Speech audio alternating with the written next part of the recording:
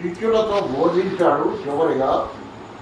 అందుకనే వీటిని అప్పగింతలు అంటారు. అప్పగింతలు అంటే చచ్చిపోయే మనిషి కొడుకులకు అప్పగింతలు చెప్పినట్టుగా, అయ్యా అలా ఉండండి, ఇలా ఉండండి, అలా ఉండండి, ఇలా ఉండండి అని అప్పగింతలు చెప్తారు. అట్లా కాబట్టి ప్రభు ఇక వాళ్ళని విడిచి వెళ్ళబోతున్నట్టుగా వాళ్ళకి సంగతులు బోధిస్తున్నాడు.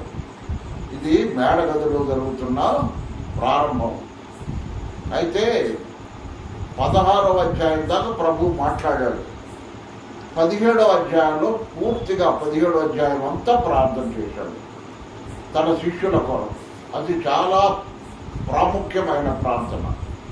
మనం ఎప్పటికప్పుడు చదువుకుంటా ఉంటే ప్రభు హృదయం ఏంటో ఆ అధ్యాయంలో మనకు కనబడింది, లేక ఆ ప్రార్థనలో మనకు కనబడింది. ప్రభు హృదయం ఎలా ఉంది, ఆయన మనస్సు దేని మీద ఉంది, ఆయన ఇప్పుడు పరలోకానికి వెళ్ళాడు, వెళ్ళి కూడా ఆయన ఏ విధముగా దేని గురించి ప్రార్థన చేస్తున్నాడో 17వ అధ్యాయంలో మనకు అర్థమైంది. కాబట్టి సొంతంగా కూడా చదవచ్చు, చదివించుకోవచ్చు. సరే, 13వ అధ్యాయం మొదటి నుంచి చదువుకున్నాం. తాను ఈ లోకము నుండి తండ్రి యొద్దకు వెళ్ళవలసిన గడియ వచ్చెనని యేసు పస్కా పండుగకు ముందే ఎరిగిన వాడై, ప్రియులారా, కాలములు సమయములు ఆయన ఎరిగినవాడు. కాలము సమయము తండ్రి స్వాధీనములో ఉన్నా ఒక కాలములో ఆయన ఇక్కడ రావటం కానీ ఇక్కడి నుంచి పోవటం కానీ రెండు మాత్రం ఆయనకు తెలుసు. ఇక్కడి నుంచి ఇక్కడికి రావటం, ఇక్కడి నుంచి పోవటం రెండు కూడా ఆయనకి తెలుసు. అనేక చోట్ల ఈ మాట రాయబడి ఉంది, ఆయన ఎరిగిన వాడై. కాబట్టి ఇక్కడ మనకి తర్వాత కూడా ఈ మాట కనబడింది మనకు. లోకములో ఉన్న తన వారిని ప్రేమించి వారిని సంపూర్ణముగా ప్రేమించను. లోకములో ఉన్న తన వారిని ప్రేమించి అంటే మనం ఇప్పుడు లోకములో ఉన్నారు, మనం లోకంలో ఉన్నాం. మనల్ని ఆయన ప్రేమించాడు. ఎట్లా ప్రేమించాడు? సంపూర్ణముగా ప్రేమించాడు. కొరవలు కాదు, ఏదో సమయంలో ప్రేమించడం కాదు, ఏదో సమయంలో ఆ ప్రేమ మనకు బైబిల్ గ్రంథంలో ఉన్న పత్రికల్లో ఫిలిప్పీ పత్రిక లేక ఫిలిప్పీ సంఘములో ప్రభు ప్రేమ కనబడింది. ప్రభు ప్రేమ చూడాలంటే ఫిలిప్పీ సంఘమే. ఎందుకంటే బిల్లి గ్రహం గారు ఒక మాట అన్నాడు, ఎవరు దేవుని సేవకుల్ని ప్రేమిస్తారు వారు దేవుణ్ణి ప్రేమించేవారని అర్థం అన్నాడు. బిల్లి గ్రహం గారు తానే చెప్పిన మాట ఈ మధ్య. అంటే ఆయన చనిపోయాడు, ఆయన చెప్పిన మాటలు అప్పుడప్పుడు వేస్తూ ఉంటారు. వాట్సాప్లోనో లేకపోతే యూట్యూబ్లోనో కనబడుతూ ఉంటాయి. ఎవడు దేవుని సేవకుడిని ప్రేమిస్తాడో వాడు దేవుని ప్రేమించువాడని మనం గ్రహించాలంటాడు. సహోదరులారా, కాబట్టి ప్రభు ప్రేమ ఎల్లప్పుడూ ఉండేది, సంపూర్ణంగా ఉండేది. అరకొర ప్రేమ కాదు, ఉండవరకే కాదు, సంపూర్ణముగా ఎంతవరకు తన ప్రాణము పెట్టేంత వరకు ప్రేమించాడు. ఎంత ప్రేమ? తన ప్రాణం పెట్టేంత ప్రేమ.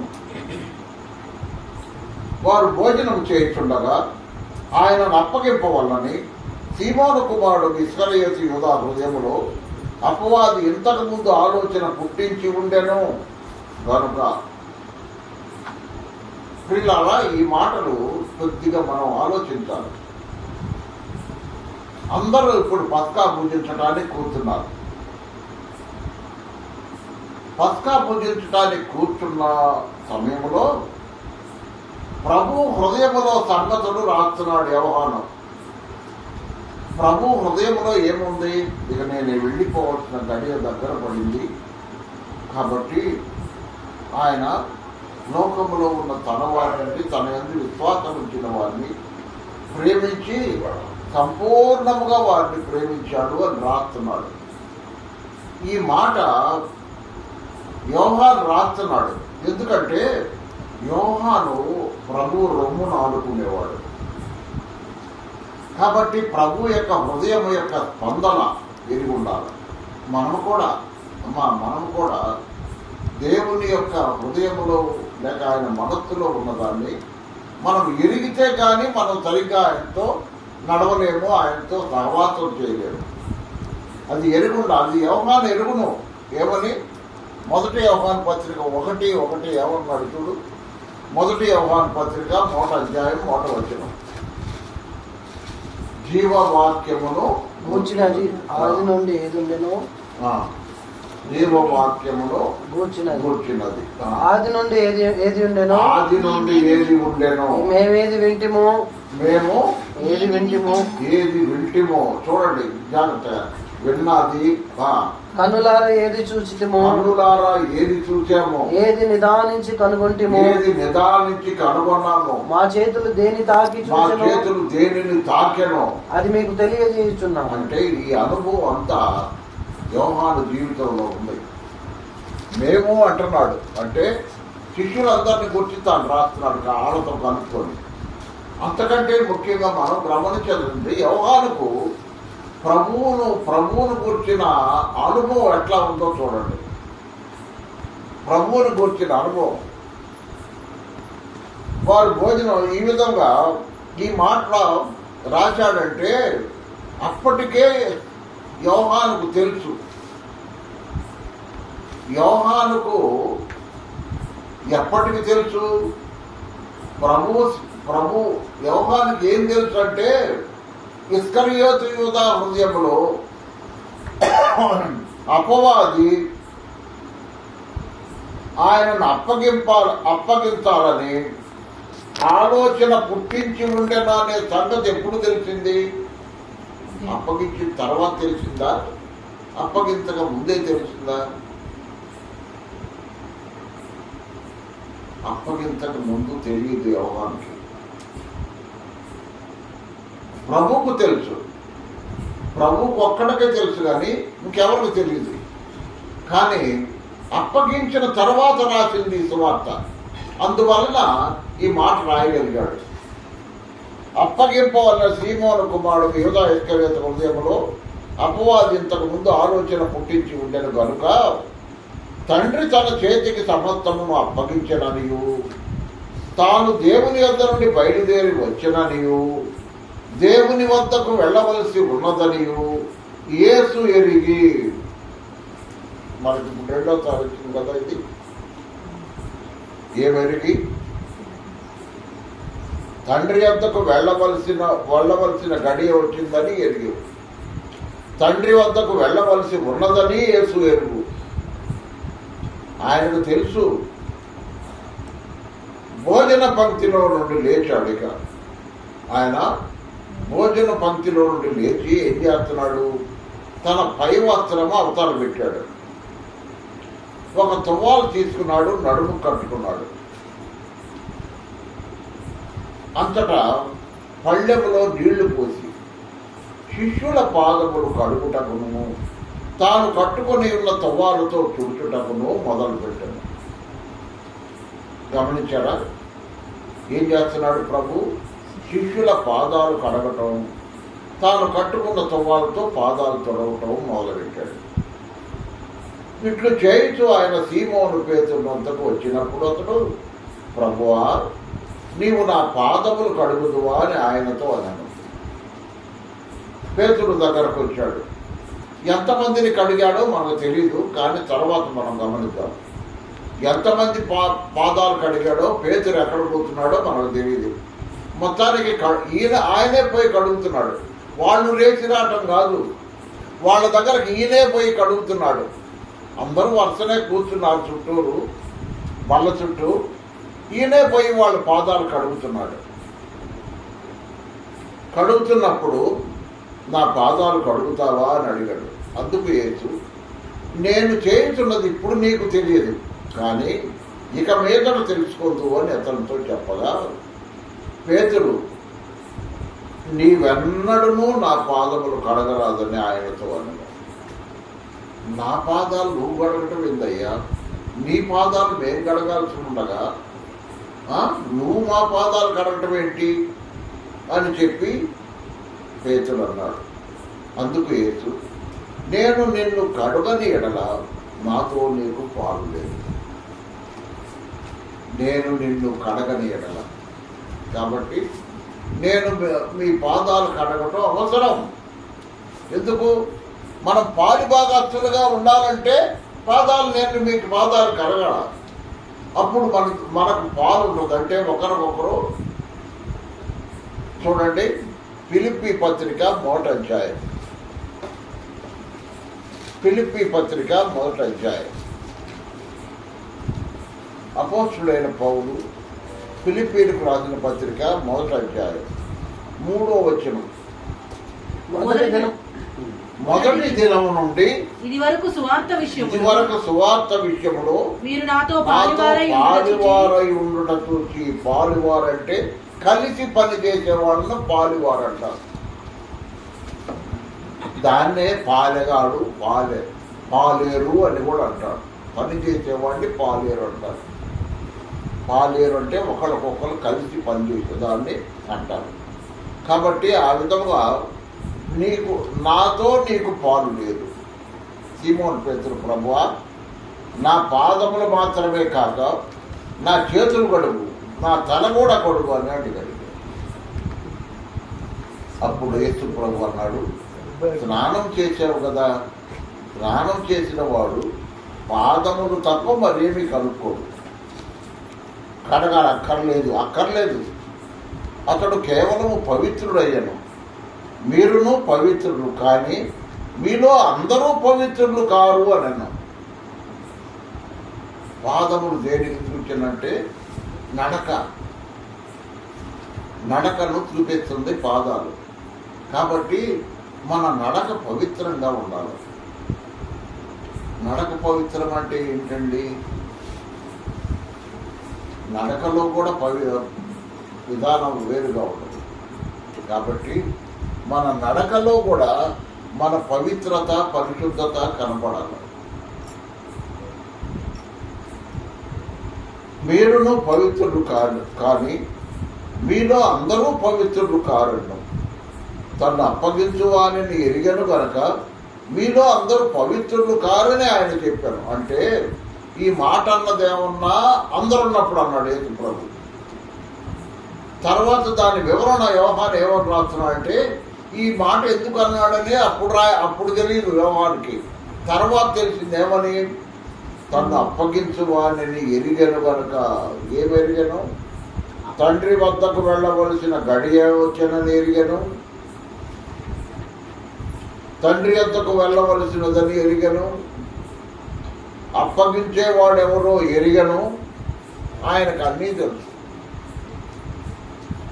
కనుక మీలో అందరూ పవిత్రులు కారు అని ఆయన చెప్పారు. వారి పాదములు కడిగి తన పై వస్త్రము వేసుకొనిన తరువాత ఆయన మరలా కూర్చుండి, పాదాలు కడిగాడు, తన పై వస్త్రం మళ్ళీ వేసుకున్నాడు, మరలా అందరి లైన్లోకి వచ్చి కూర్చున్నాడు.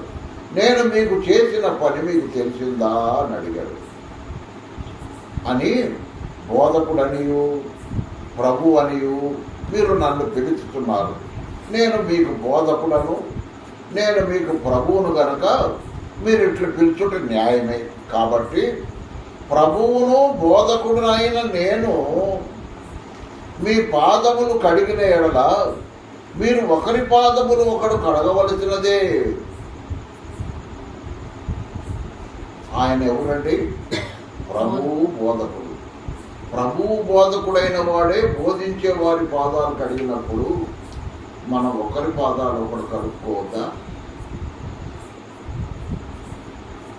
ఒక్కోసారి నాకు అనిపిస్తుంది తెలుసా, పిల్లల్ని నా చెప్పులు అక్కడి నుంచేమనుకో, అబ్బాయి కొద్దిగా చెప్పులు తీసుకురాయా నా అనుకో, కొంతమంది పట్టుకొని తీసుకొస్తారు. పట్టుకొని తీసుకొచ్చి నా కాళ్ళ దగ్గర వేస్తారు. కొంతమంది ఏం చేస్తారు తెలుసా, కాళ్ళకి వేసుకొని తీసుకొస్తారు. కాళ్ళకేసుకొని తీసుకొస్తారు. ఇలాగా మనుషుల్లో ఉండే ప్రేమ కూడా రకరకాలుగా ఉంటుంది. పట్టుకొని తీసుకొచ్చే ప్రేమ చూడండి, మనం చెప్పుకోవటం అని కాదు, కానీ రామాయణం అనే దాంట్లో ఒక మాట ఉంది. భరతుడు అనేవాడు రాముడికి తమ్ముడు. తెలుసా? అసలు పట్టుకోకుండా కాళ్ళతో నెట్టుకొస్తూ ఉంటాను. ఇలా రకరకాలుగా చూస్తూ ఉంటాను నేను. ఓహో, ఇది ఈ పట్టుకొచ్చి కావాలా, ఓహో ఈ పిల్లడికి నా మీద ఇంత కావాలా అనేది నాకు అర్థం అవుతా ఉంటుంది. సరే వదలకుండా వింటా ఉన్నాను. సరే, కాబట్టి అలాగే మనం ఒకరినొకరు ప్రేమించుకోవడానికి ఏంటంటే మనం చేసే పనులే గుర్తు. ఆయన వారి పాదములు కడిగా మాతో అంటున్నారు, నేను మీకు చేసిన ప్రకారం మీరు చేయవల్లని మీకు మాదిరిగా ఇలాగ చేశాను. అంటే మాదిరికరమైన పని. మనం కూడా అలా చేయాలని మాదిరి. ఒకసారి ఎద్దరపూడి వెళ్ళాము మేము. ఎద్దరపూడిలో ఊరి మందిరం అప్పుడు కిరణ్ కుమార్ ఉంది. కిరణ్ కుమార్ మీకు తెలుసో లేదు తెలియదు, వినుంటారు. కాళహస్తి నుంచి ఆయన పిలిపిస్తూ ఉంటాడు. ఆయన పేరు పేరు గెత్సమనే ప్రార్థన గెత్సమనే ప్రార్థనా మందిరం. కిరణ్ కుమార్ అతను అప్పుడు ఊరు మందిరం. అయితే మధుబాబు మణిబాబు మధుబాబును మణిబాబు మధుబాబును పిలిపిస్తాడు అతను. అయితే ఒకసారి అనుకోకుండా సేవకులు ఎక్కువ చాలా మందిని పిలిపించాడు. ఎందుకంటే అది సేవ మరి మండల పార్టర్ల సదస్సు. అక్కడ నేను కూడా ఉన్నాను. అందరి పాదాలు కింద కడుక్కుంటూ వస్తున్నాడు అయితే కిరణ్ కుమార్. నాకు అనిపించింది ఇది ఒక మాదిరి కాబట్టి ఇలా చెయ్యమని ప్రభు చెప్పాడు, కానీ నిజమే తగ్గించుకునే దానికి ఇది ఒక మాదిరి. చేయటం మంచిదే, తప్పు చేయకూడదని చెప్పలేము మనం. కాబట్టి మాదిరిగా ఇలా చేస్తుంది. దాసుడు తన యజమానుని కంటే గొప్పవాడు కాడు. దాసుడు తన యజమానుని కంటే గొప్పవాడు కాదు. అపోస్తలుడు తను పంపిన వారి కంటే గొప్పవాడు కాడు. కాబట్టి ఎవరు గొప్పవాడు? పంపినవాడా, పంపబడినవాడా? పంపినవాడే గొప్పవాడు. కాదని మీతో నిశ్చయంగా చెప్తున్నాను. ఈ సంగతులు మీరు ఎరుగుదురు కనుక వీటిని చేసిన ఎడలా, ఏమంటే వీటిని చేసిన ఎడలా మీరు ధన్యులగుదురు. మిమ్మల్ని అందరినీ గూర్చి నేను చెప్పలేదు. నేను ఏర్పరచుకున్న వారిని ఎరుగుదును కానీ నాతో కూడా భోజనం చేయవాడు నాకు విరోధముగా తన మడిమెడెత్తాడు. ఇది లేఖనం. పాత నిబంధనలోనే యూదా ఇస్కరియోతుల గురించి రాయబడి ఆయా గ్రంథాల్లో ఉన్నాయి. ఎక్కువగా కీర్తనల గ్రంథంలోనే యూదా ఇస్కరియోతుల గురించి రాయబడి ఉన్నాయి. యూదా ఇస్కరియోతు పుట్టక మునిపే కొన్ని వందల సంవత్సరాల క్రితమే యేసు ప్రభువును అప్పగిస్తాడని కీర్తనాకారులు రాశారు. చూచారా? యేసు ప్రభు వస్తాడని, యేసు ప్రభువును సిలువకు అప్పగిస్తాడని, ఆయన శిష్యుడే అప్పగిస్తాడని రాశాడండి. ఎంత భవిష్యత్తు జ్ఞానము చూసావు దేవుంది. దేవుడు భవిష్యత్తు జ్ఞాని. దేవుడు భవిష్యత్తు జ్ఞాని. జంతువులను సృష్టించి, నేను ఒక మాట అడుగుతాను, ఆదామును ఏ వయసులో సృష్టించాడు దేవుడు?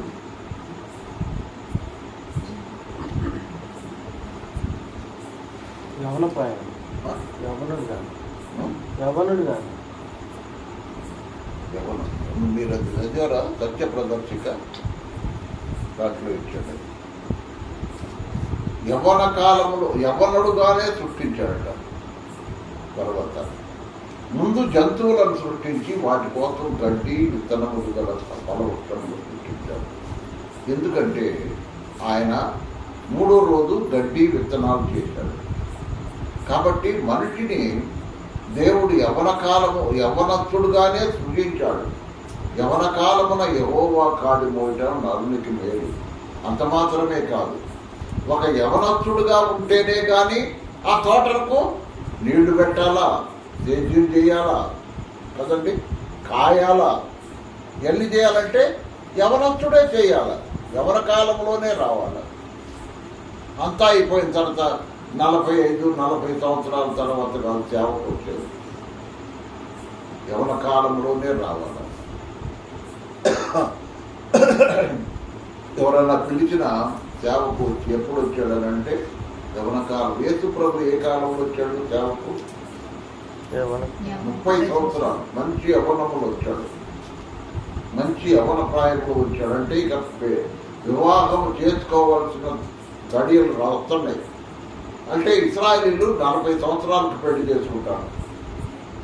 ఒకవేళ యేసు ప్రభు కాలంలో 30 సంవత్సరాలు కావచ్చు. కానీ ఆయన మొన్న విల్సన్ గారు ఒక మాట అన్నాడు. ఏమన్నాడు? మన రోగములను భరించను, మన వ్యసనములను వహించను, అందువల్లనే 30 సంవత్సరాలు బతికాడు అన్నట్టు. వచ్చారు కదా మీరు అడిగి. కాబట్టి మన రోగములు మన వ్యసనములు ఆయనంట ఆయుష్కాలం తగ్గించింది అంట. మన బాధలన్నీ ఆయన తీసుకొని ఆయన వయస్సు ఆయన కాలం తగ్గించుకున్నాడట. గమనించారా? ఆ విధముగా నేను ఏర్పరచుకున్న వారిని మట్టి అన్నాడు. లేఖనము నెరవేరుటకై ఇలాగూ జరుగును. జరిగినప్పుడు నేనే ఆయనని మీరు నమ్మునట్లు అది జరగక మునిపే మీతో చెబుతున్నాను. ఇది నన్ను అప్పగించక మునిపే నేను చెప్తున్నాను. నన్ను ఒకడు అప్పగిస్తాడు, ఎవరు? బయటోడు కాదు, మీలో కూడా. నేను అపోస్తులని ఎవరి పేరు పెట్టానో, ఎవరి పాదాలు ఇప్పుడు కడిగానో వాళ్ళల్లోనే ఒకడు. ఇప్పుడు ఒక విషయం అర్థమైందా? యూదా ఇస్కరియోతు పాదాలు కడగల? చూడు ఎంత దారుణం. తన పాదాలు కడిగి తనను గణపరిచిన ప్రభువుని వాడు 30 వెండి నాణ్యాలు కమ్మేశాడు. డబ్బు మనిషిని. అందుకనే కొంతమంది ఈ రోజుల్లో అంటారు, ఎవర్రా క్రీస్తు విరోధి అంటే డబ్బే.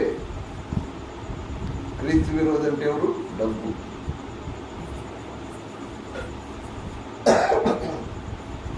కాబట్టి సహోదర సహోదరులారా, నేనే ఆయనని మీరు నమ్మునట్లు అది జరగక మునిపే మీతో చెప్పుతున్నాను. నేనే ఆయనను. నేనే ఆయననంటే సమరయ స్త్రీతో ఏమన్నాడు? ఆ మాట అన్నాడు చూడు, యోహాను సువార్త 4వ అధ్యాయం. యోహాను సువార్త 4వ అధ్యాయం. మీతో మాట్లాడుతున్న నేనే ఆయనను. 26వ వచనం. మీతో మాట్లాడుతున్న నేనే ఆయన. అంటే తాను మెస్సియాగా, దేవుని కుమారుడుగా, దేవుని చేత పంపబడిన వాడుగా ఆయన ఆ విధముగా నేనే అనే మాట చెప్పాడు. తర్వాత చూడండి, నమ్మునట్లు అది జరగకపోతే మీతో చెప్పుతున్నాను.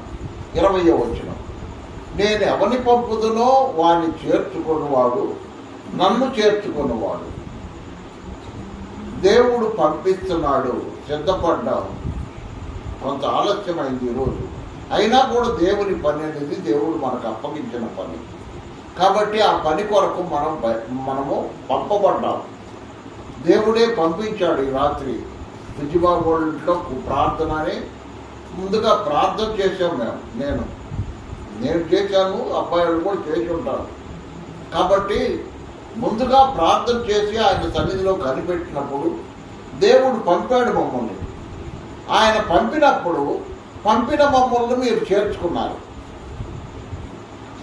నన్ను చేర్చుకున్నవాడు నన్ను పంపిన వాడిని చేర్చుకున్నవాడు.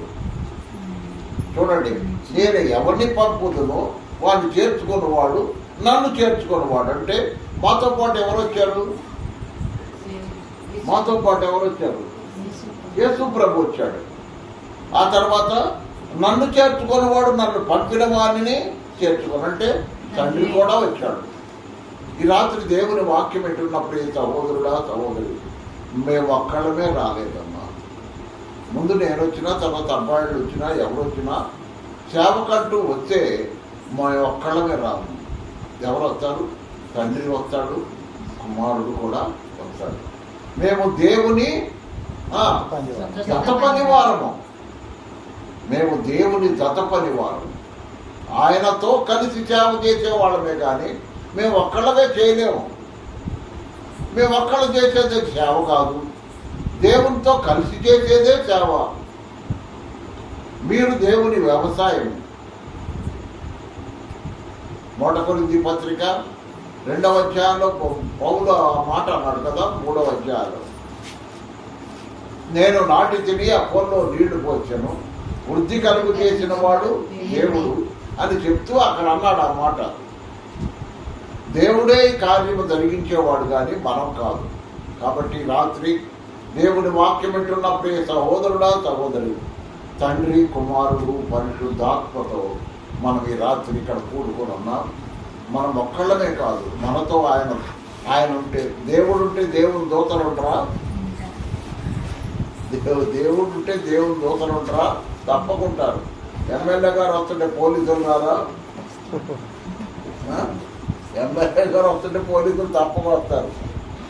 కాబట్టి అలాగే పరలోకపు దేవుడు, సృష్టికర్త అయిన దేవుడు, ఆయన కుమారుడు, ఆయన పరిశుద్ధాత్ముడు, ఆయన వస్తుంటే తప్పక దూతల సమూహం మనతో ఉంటారు. సహోదరులారా సహోదరులారా, ఒక విషయాన్ని గమనించండి. మత మార్పిడిని చట్టం పెట్టి ఉత్తరాది రాష్ట్రాల్లో ప్రార్థన చేసుకునే వాళ్ళను చెరసాలకు పంపిస్తున్నారు దేవుడికి. వాళ్ళు ఇంకా భార్యాభర్తలు కొందరు, విశ్వాసులు కొందరు జైల్లోనే ఉంటున్నారు. వాళ్ళకి ఇంకా బెయిల్ రాలేదు. వాళ్ళ కొరకు ప్రార్థన చేయండి. ప్రార్థన చేసుకుంటున్నారు. చేసుకునే వాళ్ళని వాళ్ళు మత మార్పిడి చేస్తున్నారని చెరసాలలో వేస్తున్నారు. కాబట్టి వాళ్ళ బెయిల్ కొరకు, వాళ్ళ భార్య బిడ్డల కొరకు, సంఘం కొరకు ప్రార్థన చేయండి. ప్రార్థన చేస్తున్నారు.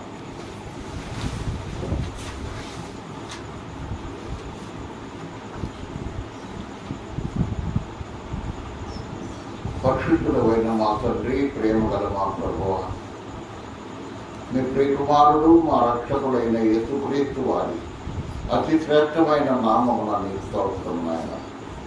ఇంతవరకు నాయన మేడగది పరిచర్య 13వ అధ్యాయం ప్రారంభం చేసుకొని మేము ఒక 20 వచనాల వరకే చదువుకున్నాం. ప్రభువా, మీరు మాట్లాడారు. నా తండ్రి, నా ప్రభువా, నీవే సృష్టికర్తమై ఉండి నిన్ను నువ్వు తగ్గించుకుంటే మేమేమో అవతరపు వాళ్ళం ఆయన. నిన్ను నీవు తగ్గించుకొని నీ శిష్యుల పాదాలు కూడా కడిగావు. పాదాలు కడగటం మాత్రమే కాదు, నువ్వు నడుము కట్టుకున్న తువాలతో పాదాలు తుడిచావు. ప్రభువా, నీకు స్తోత్రం చెల్లిస్తున్నా. ఇది మాదిరికరమైన తగ్గింపు స్వభావానికి మాదిరికరమైన విధానం. కాబట్టి నాయన, నీ పిల్లలమైన మేము కూడా ఒకళ్ళొకడు పరిచయం చేయవలసిన వాళ్ళం. సంఘములు సువార్థికులు వారి పని వాళ్ళు చేస్తారు, కాపర్లు వారి పని వాళ్ళు చేస్తారు, ఉపదేశకులు వాళ్ళ పని వాళ్ళు చేస్తారు. అంతేగాని సువార్థికుడని, కాపురని, ఉపదేశకుడని గొప్ప చేయాల్సిన అవసరం లేదు.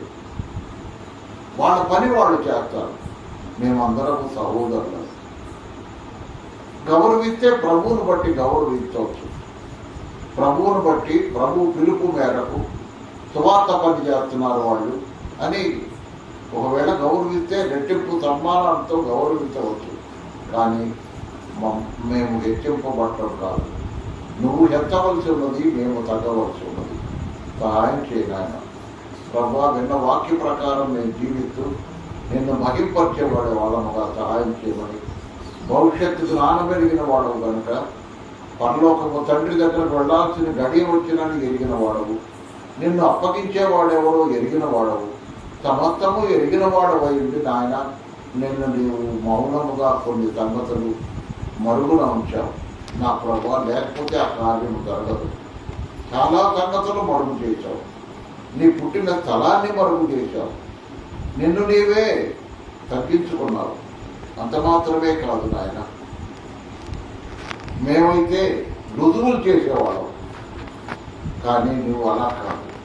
సిలువ జరగాలంటే, సిలువ వేత జరగాలంటే నిన్ను నీవు తగ్గించుకొని అన్ని విషయాల్లో నీవు కొన్ని సంగతులు మరుగు చేసి లోకాధికారులకు తెలియకుండా చేశావు. కాబట్టి నా ప్రభువా నిన్ను సిలువ వేశారు. సిలువ వేయబట్టానికే వచ్చావు. జగత్తు పునాది వేయబడక మునిపే నీ దయా సంకల్పం చేత నీవు సిలువకు అప్పగించబడ్డావు. నిన్ను నీవే తండ్రి చిత్తము నెరవేర్చుటకై నాయన అబ్రహాము సంతాన స్వభావాన్ని ధరించుకున్నావు. దేవదూతల స్వభావం కాదు, అబ్రహాము సంతాన స్వభావాన్ని ధరించుకొని మా కొరకై సిలువలో మీ రక్తమును కాచి చనిపోయి సమాధి చేయబడి మరణమును జయించి 3వ దినమున లేచి తండ్రి కుడి పార్శ్వం వరకు హెచ్చించబడిన దేవాన్ని స్తోత్రం ఉన్నాయన. ఇంకా నాయన రక్షణానుభవం లేని వారు ఎప్పుడైనా నిన్ను నమ్ముకొని నీ యందు విశ్వాసం ఉంచి ఆత్మరక్షణ పాపక్షమాపణ పొందే భాగ్యం కలుగు చేయమని రక్షించబడిన వారిని నీ రాకడ కొరకు సిద్ధపరచండి. నా ప్రభువా సహాయం చేయమని ఒకరినొకరు ప్రేమ కలుగుంటాను నేర్పించమని కృపదుర్పించమని ఘనత మహిమ ప్రభావానికి ఆరోపిస్తూ నీ నామమున మమ్మల్ని చేర్చుకున్న రుచిబాబును సుభాషిని బిడ్డలను దీవించి ఆశీర్వదించిన ఆయన. మరి బిడ్డ హాస్టల్లో ఉన్నాడు, పెద్దవాడు, వాడి కొరకు ప్రార్థన చేస్తున్నాం. నీ కాపుదల భద్రత దయచేయమని చిన్న బిడ్డ కొరకు నువ్వు ప్రార్థన చేస్తున్నావు కనుకరించమని. నా ప్రభా కుటుంబాలు ఆత్మీయముగా బలపడి నీ కొరకు బలమైన సాక్షులుగా వాడబడే కృప దయచేయమని ఈ కరుణ అవతారకు అప్పగించుకుంటారు.